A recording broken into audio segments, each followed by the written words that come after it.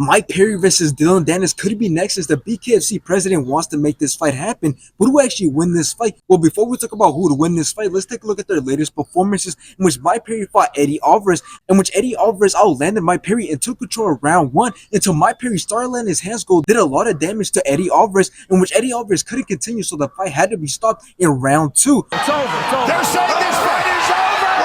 After this, Mike Perry, we all know he just recently fought Thiago Alves, in which he knocked out Thiago Alves with a nasty left hook in round 1. Now, Dillon Danis has so many disadvantages coming into this fight because he has no experience in bare knuckle fighting and his boxing skills are trash, as we've seen against Logan Paul. And obviously, Dillon Danis is not a real fighter, and obviously, Dillon Danis has no advantages coming into this fight. Now, let me start off by saying that I don't think this fight's going to happen regardless if Conor McGregor owns part of BKFC and he's close friends with Dillon Danis. And that is simply because realistically, I don't see Dillon Danis accepting this fight offer, because if he does, him and his career will go down a bad route to the point where people just see him as a joke and as a clown who just wants money, which I know that's how people view him now, but it will get even worse for his career and his name if he accepts this fight, because people will no longer have respect for him. Because honestly, there's no way people are actually rooting for Dillon Danis and actually want to see him have a bare knuckle fight with somebody like Mike Perry. You have to be completely right in it to support Dillon Danis in this situation, because Dillon Danis is always talking about having a real fight and not half a fight. So why is he calling out Mike Perry when he knows a fight with him and Mike Perry will most likely happen in the BKFC? But it still doesn't change the fact that if Dillon Danis actually accepts this fight, he will get the worst beating of his career. Now, let me explain why I say this, and that is simply because Dillon Danis is not going to be able to cover up in a shield type defense like how he did against Logan Paul, because in bare knuckle fighting, every punch hurts, every punch is points, and every punch does damage. So I can see Mike Perry embarrassing Dillon Danis, and even worse than how Logan Paul embarrassed Dillon Danis.